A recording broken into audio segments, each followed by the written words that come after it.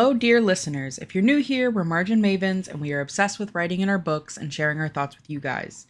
Today, we're going to go back in time, and we're talking about Vampire Academy by Rochelle Mead, a story following Rose Hathaway and Lissa Dragomir as they are taken back to St. Vladimir's Academy after running away. As with all of our videos, there will be spoilers, so be warned. All right, Kayla, I am so anxious to hear your thoughts on this series. Oh, it's just the first book. Well, yeah, you know what I meant. I didn't hate it. Mm-hmm. I struggled with it a little bit because, like, as I was reading it, I was like, what is the point of this book? Mm-hmm. Like, is there a plot? Like, where are we going? And then all of a sudden, everything, like, kicks in high gear, which isn't a bad thing. And it was very good, like, to get me back into it. But it did take me a while before I was like, okay, I'm committed. Like, I'm ready. I think part of it is because they're all so young, all of them. Even the, quote, adults feel so young. Yep. To me. So that was a struggle. But I love Rose so much. She must be protected at all costs. Like, she is just a sweet, sweet little baby who just needs to be safe. And I love Mason, and I know that this series is pushing Dimitri and Rose together, but I'm just saying, like, Rose and Mason, not the worst idea I've ever heard. Truly, not the worst idea I've ever heard. Wouldn't be opposed to it. Would not be opposed to it. But yeah, I didn't hate it. There were a couple icky, like, parts for me. Let's talk about those icky parts, because I want to know the good, bad, and the ugly. So for me, the self-harm was like a yowzer. It was a yowzer, and if this was like 2 or 3 years ago, it would have been triggering for me. And if I was reading this when it came out, it definitely would have been triggering for me. Yeah. So, like, heads up, trigger warning. There is self-harm, and at least a suicide attempt, possibly suicidal ideation, like, depending on how you look at it. It's no bueno if your mental health is no bueno. So just please keep that in mind when and if you're reading it. The other part was not necessarily. I don't want to catch any heat for this, but I'm gonna say it. No, catch heat. The second icky part wasn't necessarily the age difference between Rose and Dimitri, although that is icky. Like, the part that made it very, very icky for me was how the necklace played into them. It almost felt like they got, like, roofied. Non-consensual. Yeah. And I was like, ugh. Yeah. Like, yeah. No, nobody wants to, mm-hmm. You know, like, it just made me, it made me, like, sort of, like, shiver and, like, do weird jerky movements while I was reading it, because I was not, I was expecting something, but it wasn't that. Like, a sweet little innocent kiss, maybe. Yeah, I think when I brought up Vampire Academy, because the last time I had read it was probably, like, when it came out, because this is one of those series that I was actually able to kind of keep up with it as it was being published. And so I didn't feel the need to have to go back and, like, reread things, kind of like with Lost Heroes and stuff like that. And so I hadn't read in its entirety Vampire Academy since probably when it came out, right? And so for the listeners, the copy, this is kind of exciting for me, but the copy of Vampire Academy that I'm reading is the one that I read originally, right? So this one, you know, copyright 2007, right? I can tell that I'm probably, I don't know, 2007, I was probably like 9. And so I probably didn't read it immediately upon it. So I would want to say that I was probably like 10 or 11, right? When originally reading it. And it was really kind of cool because I don't want to say I annotated, but I definitely, like, highlighted different parts in this book and had, like, little doodles of, like, faces when I was responding to things and stuff, which was kind of exciting, and also just, like, it was a little, like, bittersweet, because I was like, man, little Stephanie had no idea, like, some of the implications in here. And so it was kind of cool to look back and be like, wow, this little, like, 11-year-old was reading some really heavy stuff. And mind you, like, at this point, like, I was not necessarily in the best mental state, which I think is probably why I gravitated towards this series, was because of the darker source material. But even saying that, I completely forgot about it, like, as an adult. Because I think I'm pretty good at being like, I think when we were talking about the book, I, like, specifically mentioned, like, oh, there's a scene at the end of this book that I'm not going to give spoilers on, but it's kind of like a murky area in terms of, like, how I feel about it. But 100%, if I would have remembered the self-harm, that would have been another thing that I would have, like, brought up. And so when it happened, I was like, whoa, I don't remember this. Did I, like, trauma block it? I was like, you know, it becomes this whole thing. I don't think it comes up again, because now that, so for the listeners out there, once again, if you are uncomfortable with versions of self-harm and stuff, I will probably put a timestamp of when we're done talking about it up on the screen for those who are watching the video and stuff. But she does get, like, Lissa gets medicated and everything. So she does, I believe, get better. Once again, I don't remember any more instances of self-harm. There's other ways that the book hurts, but not self-harm related. I'm like pretty sure. But yes, as I was reading it, also knowing that you had already finished it, I did feel bad, because I was like, oh, I do my due diligence of being like, oh, this thing happens, you know? Yeah. And so I did feel bad. So for those who have never read Vampire Academy, it was written by Rochelle Mead, right? And it was also a movie? Yes, so it is a movie that came out pre-pandemic, that I know for sure. Do not know the year. But the movie is very Mean Girls meets vampires. Like Twilight. Yeah. And so the movie isn't bad if you don't, once again, know the source material. It's kind of how I felt about the Percy Jackson movies, where I liked them, but they didn't. It was 2014, by the way. Yeah. So I was in high school. And allegedly a Peacock series? Yeah, there's a Peacock series that I've never watched because I don't own Peacock. Maybe for this we'll go through. Oh, no, Julie Plague. No. Oh, yeah, that's Vampire Diaries. Yeah, well, she's an executive producer. Yeah, that makes sense. Yeah. We leave it alone. Nope, never mind. And so Vampire Academy follows Rose Hathaway and Lisa Dragomir. They ran away from the academy that they were going to school at, right? So some world building content is that Lisa is part of a species called Moroi, and a lot of the lore and everything is very, I believe, based in like Romanian folklore. Yes. I will have to do more research as to like if there's any problematic which there probably is. Because there probably is. It's the same issue we had with like Twilight and Stephanie Meyer using like the Native American lore and everything to kind of build the Quileute tribe and stuff. And so we will, I think, in the future talk about that. For this specifically, I have no idea. So we will do more due diligence in it. But so they ran away from St. Vladimir's Academy.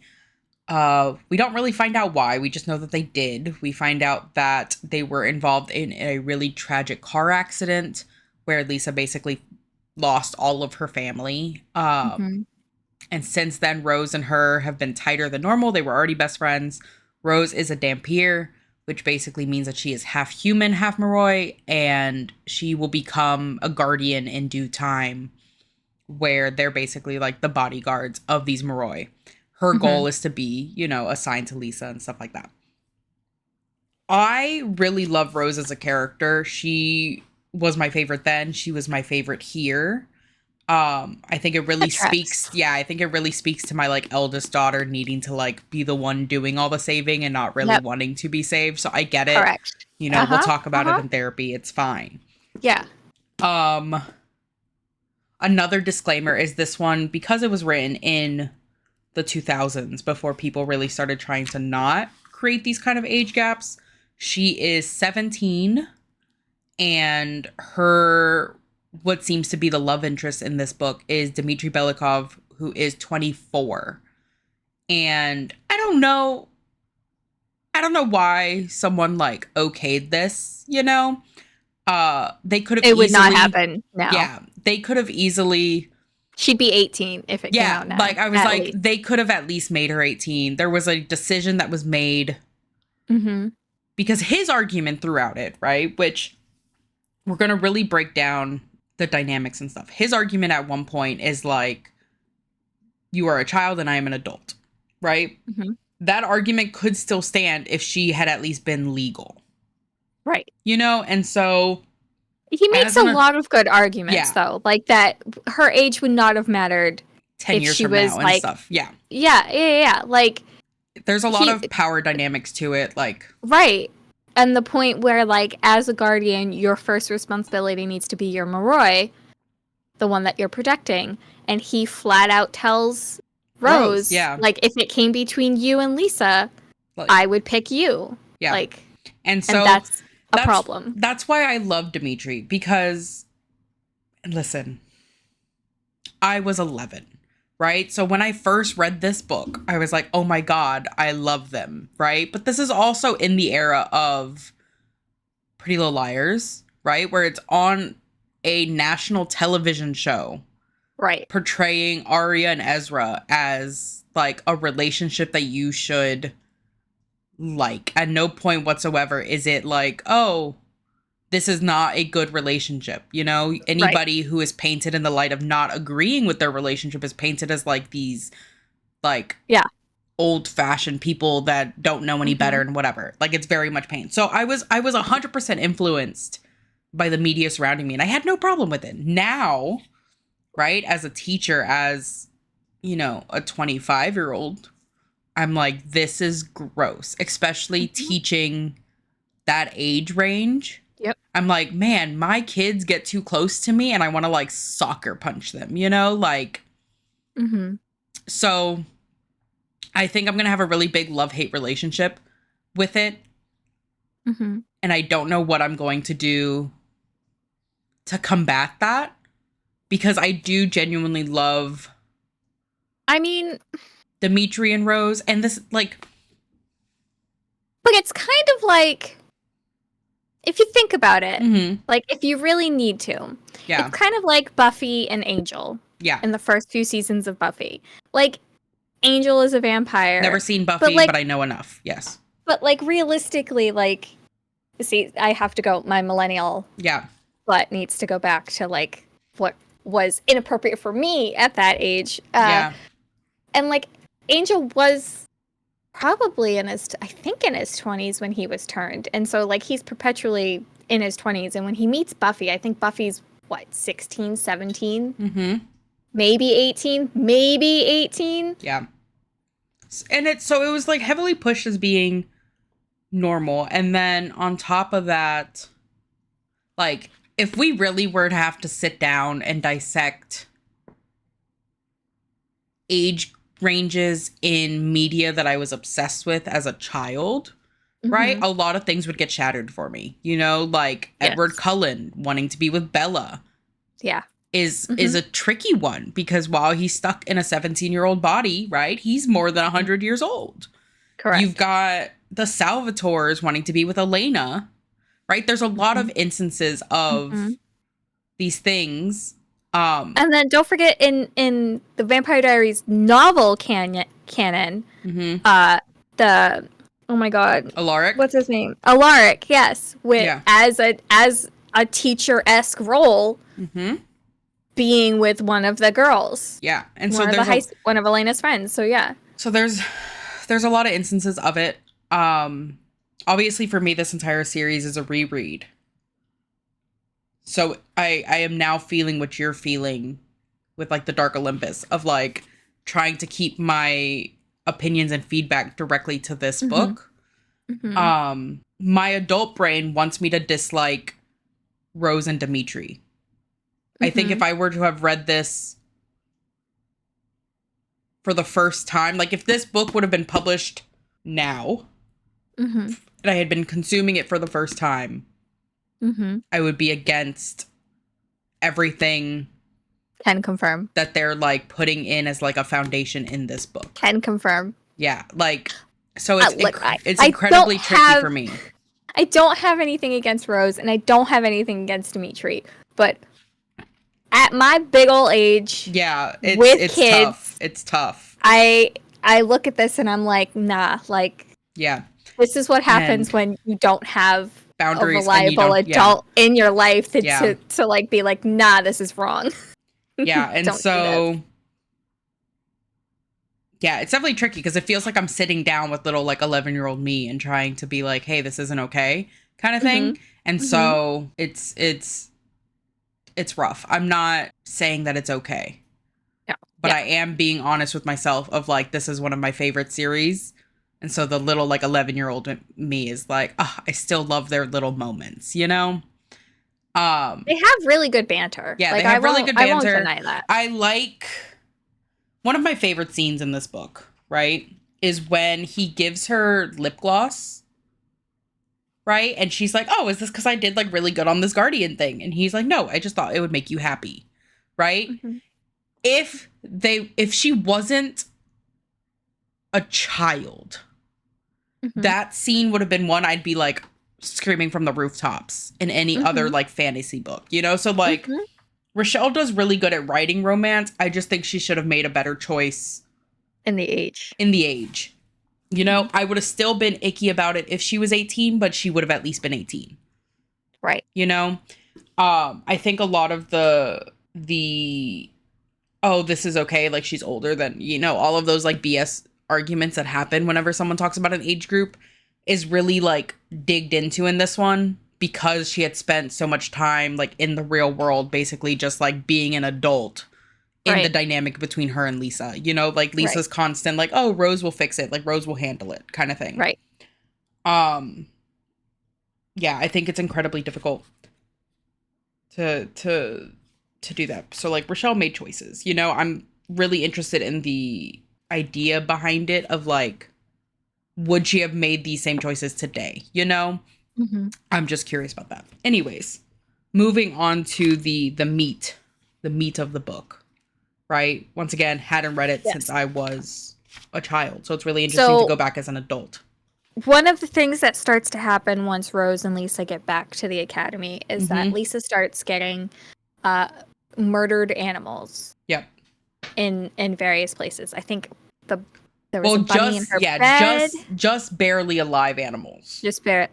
Yeah. A bunny in her bed. Yeah, there was a dove in her bag. A dove in her bag. There's a fox like on the door or something. Something like that. Yeah. And it just absolutely wrecks her because she is an animal lover. Yeah. Lissa is genuinely a good person at heart. And you start to see during the book what happens to her and how like she's got a little bit of this dark streak. Yeah. She's also got like that unresolved trauma, you know, because the car accident happened. She loses her dad, she loses her mom, she loses her brother, right? Who to her, her brother was constantly this like shining hero. Yes. Like, oh, he's navigating the social circles really well. In her eyes, he's like not bad, right? Like he's like, she's like, yeah, he's not like the other royals who are, you know, stuck up or whatever. We find out obviously as the audience that this isn't the case, that she's seeing him through like little sister eyes. The lens of a little sister. Yeah. Yes. And so we find out a lot of that, but she's a really good person, but in this one, she gets dark. She gets really dark really quickly. And it's almost a little scary to see from the eyes of an adult the way that Rose kind of like changes an answer that she's going to give Lissa because she's afraid of what Lissa's going to do, kind of thing. Because it the way that they're portrayed, you would assume that it would be Rose who Lissa was kind of like, oh, let me not tell her these things because she's gonna go like punch somebody, you know. But then you find out like Rose is 100% like censoring what she tells Lissa. Yes. Or hiding emotions from Lissa because she's like, oh, Lissa's gonna like lose her mind here. Right. And so Lissa, there's a girl named Mia Rinaldi, right? Who when they get back, Lissa's ex-boyfriend Aaron is dating Mia, right? She is described as this like person that looks like a child, right? That is a constant insult that is like brought up to her. And she's like a year younger than them. She is petite. She is petite, right? But the insult is constantly that she looks like a child. She looks like she belongs in the daycare, like all of these things. Really odd jokes. Aaron, we see very quickly, is like still very much in love with Lissa, but he's got this girlfriend. Like, I don't think Aaron's a bad guy. No. He's just, you know, a teenager who thought Lissa was gone and started dating someone, and then Lissa comes back. And Mia, I have conflicted emotions about Mia because my instinct is to be like, Mia is a bad person. She's not, though. But she's not. She is 100% a product of the environment that she is trying to navigate. Yeah. That was hurt deeply, emotionally, probably mentally as well. Yeah. And she lashed out, honestly, at the wrong person, but that's what they do. And that's also because the person she would lash out on died. You know, there's probably a lot of like unresolved trauma with that too, because she couldn't come to forgive him. And she probably also felt those complicated emotions of like, everybody is grieving this wonderful person, but he was terrible to me, you know? And so she's like dealing with all of that. And then like you have Lissa come back in and she's like, oh my God, I was just being okay again. And now, you know, I'm going to be constantly reminded of this thing. And so she's complicated. The character I actually ended up disliking more from the beginning was Natalie, right? Really? I think it's because Natalie is annoying to me. Maybe, and I might have been walking into this knowing what was going to happen with Natalie, and so I might have already been like, oh, the signs were there. You know, it could be like 100% like a hindsight bias thing. Yeah. I mean, it wasn't, for the record, as somebody who's just read this for the first time, just to provide you with some sort of defense, like it wasn't a shock, like at all.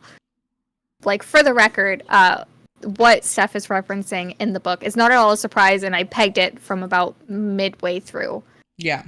Once started going down. So it was not a surprise at all. Yeah, I don't like her because I think it's because she reminds me so much of like what Christian argues that Lissa and Rose do, of like, oh, like you pretend to be into these people, into your boyfriend, but like you hate all of them. You think you think you're above them, right? And Natalie, throughout all of this, is very obviously wanting to be a part of that crowd, but just doesn't fit in because she's socially awkward and all of these things that are like valid things to have to deal with. But she is also kind of just like them. And so she kind of annoyed me in that aspect because she would like, oh, I'm here for you, Lissa. I'm coming out of my way to talk to you. I'm doing all of these things, right? But then she is like legitimately leaving dead animals around Lissa and then kind of, you know, seeing how she reacts. Counterpoint. Okay. Counterpoint. Is Natalie doing it because of what you stated, or is she doing it because what she really wants is attention from her father, who is too concerned and too preoccupied with Lissa to provide Natalie with the attention that she quite honestly deserves to have from her father? I guess, but like, I think it's specifically the conversation or the moment when Lissa finds the rabbit and she's like, oh, I cleaned it up because I didn't want to scare Natalie. That like made me burn for Lissa in a way of like, she's being traumatized, right? Obviously unknown to her, being traumatized by Natalie and her father. And still, despite the trauma that's being on her, is like, I don't want to make this worse for Natalie. Like, she's so fragile and small, and like, I don't want to scare her. You know? But that could also work, not to be that person. That No, could it also can. work in Natalie's favor, so to speak, because everybody views her as this fragile, socially awkward young girl, when in reality she's not. She wants her father's attention and her father's love and her father's appreciation, and she wants to be accepted for who she is. I guess. I don't know. I with as somebody who is a reformed daddy issues gal, right? Still got some things here and there, but like, that's for a therapist. Her wanting that acceptance, but then like very nonchalantly being like, oh, if I step out of line, they'll just have to kill me, you know, is so crazy to me. Cause I'm like, man, like, if you wanted his acceptance, okay, cool, you're doing all of these like really psycho things. I get that part, right? But what good is your dad's attention if like you die? You know, like, no, you're 100% like, correct. so like, I think it's because of the, like, I don't want to say useless, but the like the redundancy of the thought process. If we're going with the like, I want my dad's attention kind of thing, I'm like, your dad wasn't even there for you when you got murdered. You know, like, your dad let you be in this moment of trouble, right? Let you become this thing that they view as like all evil, right? Because you wanted his attention, like, and it she like was a means to an end for him. And so it like, I think that's what makes it sad though for Natalie. Like, that's why I feel bad for Natalie, because what she wanted, she just wanted her father. She just wanted him to she just wanted him to love her and pay attention to her, and instead he was so like laser focused on his goal and his end goal and going after Lissa that like he and it just makes me sad for Natalie. I guess. I just felt like, I don't know. I guess I would, my brain is just like, there could have been other more efficient ways, you know? That's fine. I think all the arguments you made for Mia could be made for Natalie though. So I'm curious why, you know, you give Mia the benefit of the doubt, but not Natalie. I didn't want to give Mia the benefit of the doubt. I told you, my first instinct was to say she is a bad person. Yeah, I know. Like, and so I think, no, I think do some thinking. No, listeners. Realistically, I dislike both characters more. Like, I dislike them equally.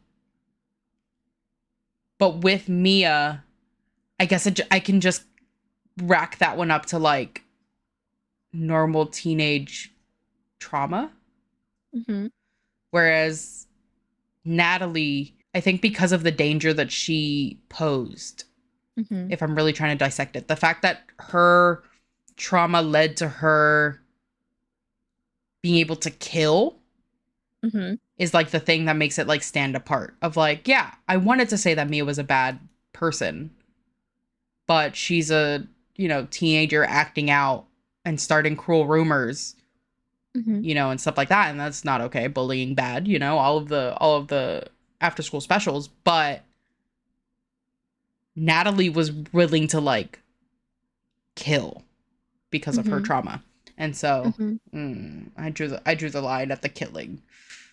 You know, if she would have like, I don't know, badly beaten up Rose and then like dipped, kind of thing, that would have been one thing.